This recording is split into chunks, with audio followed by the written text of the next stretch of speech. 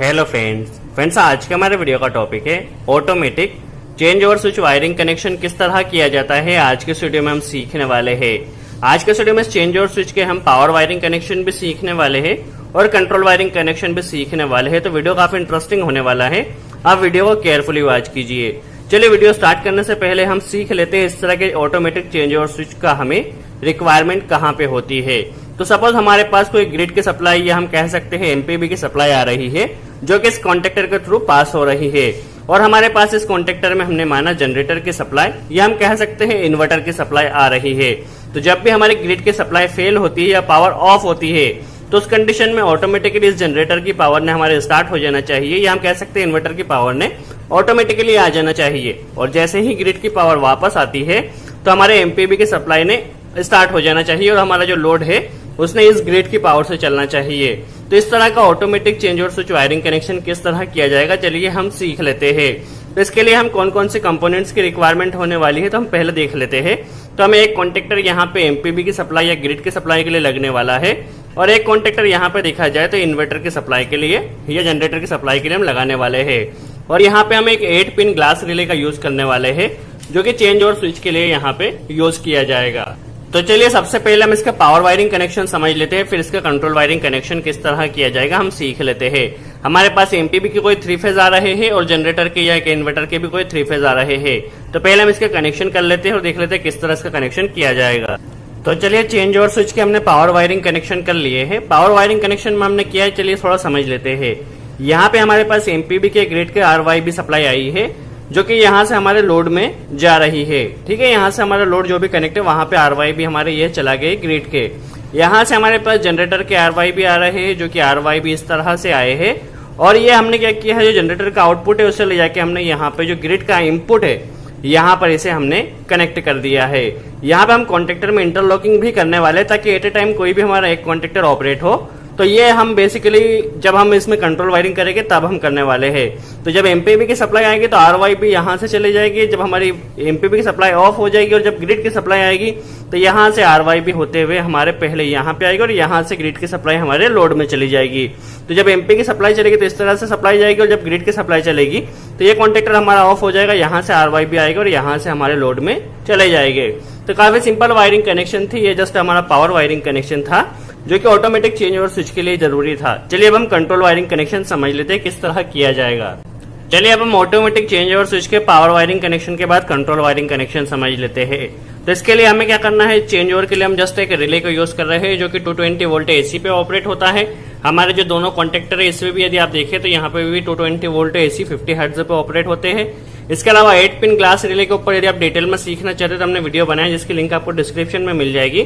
Just overview के लिए समझे तो इसमें 2 CO दैट मींस इसमें 2 कॉमन, 2 NO और 2 NC पॉइंट होते हैं।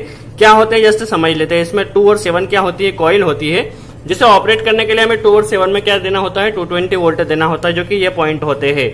जैसे इसमें फेज और न्यूट्रल मिलेगा हमारा रिले ऑपरेट हो जाएगा।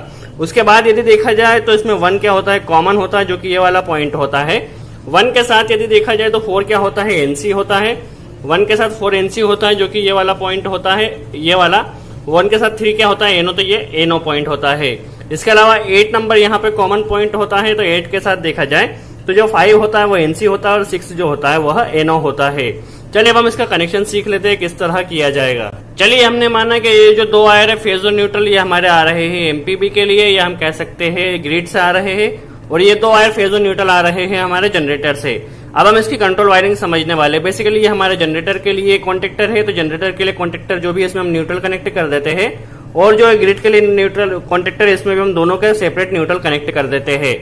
जब जनरेटर का सप्लाई आएगी तो यहाँ से न्यूट्रल इससे मिलेगा, जब बेसिकली ग्रिड की सप्लाई होगी तो न्यूट्रल इससे ग्रिड का न्यूट्रल मिलेगा। चलिए अब हम इसकी कंट्रोल वायरिंग कनेक्शन स्टार्ट करते हैं। जैसे कि हमारे पास यहाँ पे 2 इसे क्या है, 2 कॉमन, 2 NO, 2 NC पॉइंट है। तो एक कॉमन जो 8 नंबर का पॉइंट है उसे हम यूज कर रहे हैं जो हमारी ग्रिड की एमपीबी की सप्लाई है उसके लिए। तो इसे 8 नंबर में हम कनेक्ट कर देते हैं एमपीबी की सप्लाई को। तो एमपीबी को हमने 8 नंबर में कनेक्ट कर दिया ग्रिड की सप्लाई को, और जो हमारी जनरेटर की सप्लाई आ रही है इसे हम दूसरे कॉमन में जो कि 1 नंबर का कॉमन है इसे 1 नंबर में कनेक्ट कर देते हैं। तभी हमने क्या किया है, दोनों ही सप्लाई को रिले के दोनों कॉमन पॉइंट में यहाँ पे कनेक्ट कर दिया है। चलिए अब सबसे मेन इंपॉर्टेंट कॉन्सेप्ट है तो किससे हमें कब ऑपरेट करना है। तो जो हमारी एमपीबी की सप्लाई है, एमपीबी की सप्लाई कब ऑपरेट होना चाहिए, जब रिले हमारा ऑपरेट हो तब इस एमपीबी की सप्लाई ना ऑपरेट होना चाहिए। तो 8 के साथ जो 6 नंबर का एनो पॉइंट है, कॉमन के साथ जो एनो पॉइंट है, एनो में सप्लाई कब आएगी, जब हमारा रिले ऑपरेट होगा। तो इसे हम 6 नंबर में एनो में कनेक्ट कर लेते हैं और इससे ले जाके हम हमारे कॉन्टेक्टर को ऑपरेट कर लेते हैं। दैट मीन्स क्या होगा, कॉन्टेक्टर में से हम यहाँ पे A1 में तो हम कनेक्ट कर लेते हैं, A2 में हमने न्यूट्रल दिया है, इसे A1 में कनेक्ट कर देते हैं। तो चलिए इसे हमने A1 में यहाँ पे कनेक्ट कर दिया है। दैट मीन्स जब रिले हमारा ऑपरेट होगा तो रिले के ऑपरेट होने पे यहाँ से सप्लाई निकलेगी एनो से और जाके हमारे कॉन्टेक्टर को ऑपरेट करेगी। दैट मीन्स जब रिले ऑपरेट होगा तब हमारे एमपीबी का सप्लाई भी ऑन होगी। चलिए अब जब हमारा रिले स्टॉप हो, जब रिले हमारा स्टॉप होगा तो हमारे जनरेटर की सप्लाई ने ऑन होना चाहिए। तो रिले के हमने क्या नंबर A1 नंबर यूज किया था। तो रिले स्टॉप हो तब यहाँ से सप्लाई निकलना चाहिए। दैट मीन्स जब एनसी से सप्लाई निकलेगी जब रिले स्टॉप होगा तो 1 के साथ यहाँ पे देखा जाए तो जो हमारा 4 नंबर देखा जाए तो यहाँ पे एनसी है, तो हमें एनसी को यूज करना है जनरेटर की सप्लाई को ऑन करने के लिए। और एमपीबी की सप्लाई को ऑन करने के लिए हमें एनो यूज किया था और जनरेटर के लिए यहाँ पे दूसरे कॉमन के साथ जो एनसी पॉइंट है, एनसी पॉइंट को यूज करके हमें कॉन्टेक्टर की कोयल में यहाँ पर कनेक्ट कर देना है। तो ये हमारा कनेक्शन जो चेंज ओवर का था, चेंज ओवर का कंप्लीट हो गया है। जब रिले ऑपरेट होगा तो एमपीबी की सप्लाई आएगी, जब रिले स्टॉप होगा तो जनरेटर की सप्लाई जाएगी। अब सबसे मेन कॉन्सेप्ट यह है कि हमें रिले को ऑपरेट कहां से करना है। तो जो हमारी एमपीबी की सप्लाई आई है, रिले को हमने एमपीबी की सप्लाई से ही ऑन करना है। तो जो फेज न्यूट्रल हमारे पास 220 की जो हमारे एमपीबी की सप्लाई आई है, यहीं से हमें फेज न्यूट्रल इस रिले में भी कनेक्ट कर देना है। तो चलिए हमारी जो एमपीबी के ग्रिड की सप्लाई आ रही है उससे हमने एक फेज कनेक्ट किया है यह, और इसे लाके हम 2 नंबर में यहाँ पे कनेक्ट कर देते हैं।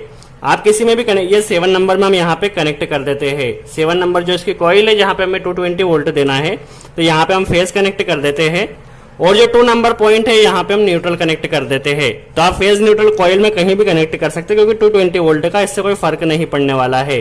तो ध्यान रखिए, रिले को ऑपरेट करने के लिए आपको जो एमपीबी की सप्लाई है, एमपीबी की सप्लाई को कनेक्ट करना है और इसे ग्रिड के कॉन्टेक्टर को स्टार्ट करने के लिए रिले का एनो यूज करना है और जनरेटर के लिए एनसी यूज करना है। तो चलिए ये हमारा कनेक्शन बनकर कंप्लीट हो गया। एक बार इसे हम ऑपरेट करके देख लेते हैं किस तरह यह ऑपरेट हो रहा है। चलिए अब हम दोनों पावर को पहले ऑन कर लेते हैं, एमपीबी की भी और जो हमारे जनरेटर की आ रही है वह भी। फिर देख लेते हैं किस तरह हमारा चेंज ओवर वर्क कर रहा है। देखिए अभी हमने दोनों पावर को ऑन किया, तो दोनों पावर को ऑन करते ही जो हमारा ग्रिड का जो कॉन्टेक्टर था या जो एमपीबी का कॉन्टेक्टर था वह ऑपरेट हो गया। अब हम क्या करते हैं, जब हमारी एमपीबी की पावर जाएगी, अब हम एमपीबी की पावर को स्टॉप कर देते हैं। तो क्या होता है, देखिए जैसे एमपीबी की पावर को स्टॉप किया, हमारे इन्वर्टर की या जनरेटर की सप्लाई थी ऑटोमेटिकली स्टार्ट हो गई। अब हम एमपीबी की पावर को फिर से स्टार्ट करते हैं। जैसे स्टार्ट किया हमारा ये कॉन्टेक्टर ऑपरेट हो गया, हमारा लोड था जो अब ग्रिड की सप्लाई से चलने लगेगा। जैसे ही पावर जाएगी तो देखिए हमारा जनरेटर का कॉन्टेक्टर ऑपरेट हो गया।